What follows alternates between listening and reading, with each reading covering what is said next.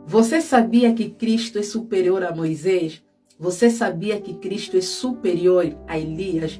Você sabia que Cristo é superior a Eliseu? Você sabia que Cristo é superior ao rei David?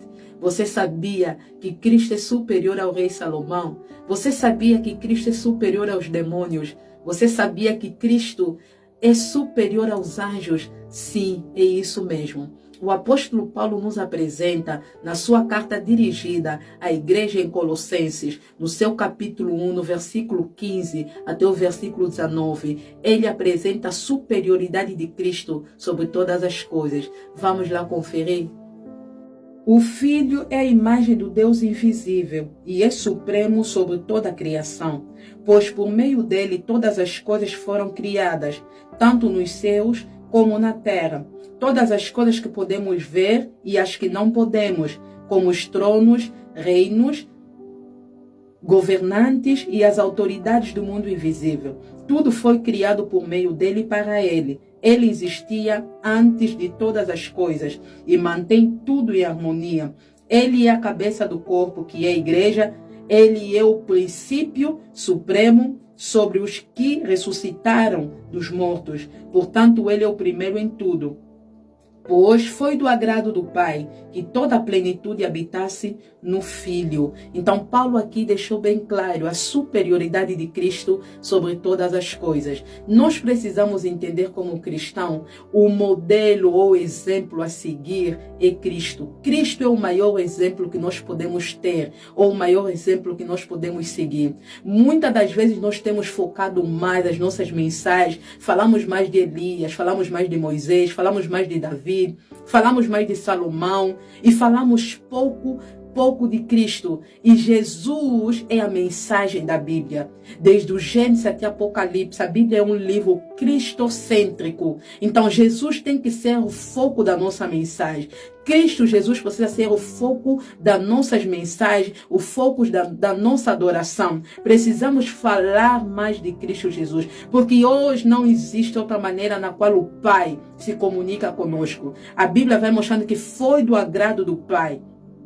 Ele colocou toda a plenitude dele na pessoa do seu amado Filho. Hoje Deus não fala conosco através de Moisés. Hoje Deus não fala conosco através de Elias. Hoje Deus não fala conosco através de anjos. Deus hoje fala conosco através da pessoa do seu amado Filho Jesus. Nós podemos encontrar isso no livro de Hebreus, no seu capítulo 1, no versículo 1 a 4.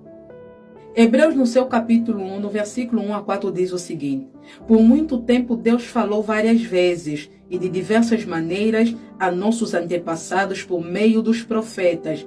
E agora, nestes últimos dias, Ele nos falou por meio do Filho, o qual Ele designou como herdeiro de todas as coisas e por meio de quem criou o universo. O Filho irradia a glória de Deus, expressa de forma exata o que Deus é e com a sua palavra poderosa sustenta todas as coisas. Depois de nos purificar dos nossos pecados, sentou-se no lugar de honra, à direita do Deus majestoso no céu, o qual revela que o Filho é muito superior aos anjos e o nome que ele herdou superior ao nome deles. Então aqui o escritor aos Hebreus deixou mais uma vez bem claro a superioridade de Cristo Jesus. Ele nos apresenta a superioridade de Cristo sobre todas as coisas. Se você quiser se aprofundar mais, pode ler o versículo 5 até o versículo 14. E nós vamos ver que no versículo 1, ele vai apresentar dizendo, sim, no passado Deus revelou-se aos seus antepassados, aos nossos antepassados, na pessoa dos profetas. Mas hoje, nos últimos dias, Deus fala conosco na pessoa do seu amado Filho Jesus. Então, amado irmão, você que tem tentado buscar uma maneira de ouvir da parte de Deus Pai, não tem outra maneira como você vai ouvir da parte do Deus Pai. Deus hoje fala contigo, Deus hoje fala conosco na pessoa do seu amado Filho Jesus. Ele deixou bem claro que Jesus é a imagem do Deus invisível. O nosso irmão Paulo, a carta que ele mandou para os irmãos em Colossos, no versículo 15, diz que ele é a imagem do Deus invisível. E esta palavra imagem, no grego, significa representação. Jesus é a representação do Pai. Não tem como você querer conhecer o Pai fora de Cristo Jesus. Hoje eu vejo vários cristãos que anelam, querem ser como Davi. Nas nossas canções, nós queremos ser como Davi, quer ser como Salomão, quer ser como o profeta Samuel, quer ser como Elias, como Eliseu. E você e eu esquecemos que Elias, Eliseu, Moisés, todos eles foram humanos e falharam.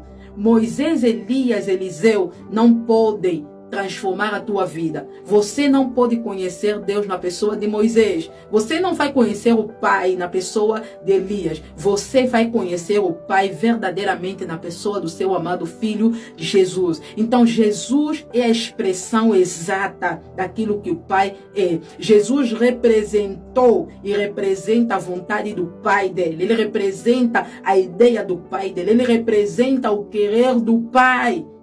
Então, amados irmãos, nós podemos ver, se queremos entender quem é Deus, como Deus é, como Deus age, como Deus Pai age, como Deus Pai fala, como Deus Pai se procede, vamos olhar na pessoa de Cristo Jesus. Lucas, no seu capítulo 9, no seu versículo de número 54 até o versículo de número 58, nós aí vamos ver que a Bíblia, no versículo 54 até o 56, vamos ver que Jesus deu a ordenança aos seus discípulos para ir pregar o evangelho num povoado.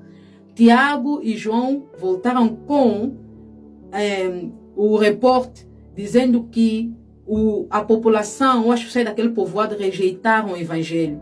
Então Tiago e João disseram para Jesus: nós podemos orar para que desça fogo do céu, assim como Elias orou, a fim de consumi-los. Jesus repreendeu-lhes. Sabe por que Jesus repreendeu-lhes? Porque Jesus representa aquilo que o Pai é.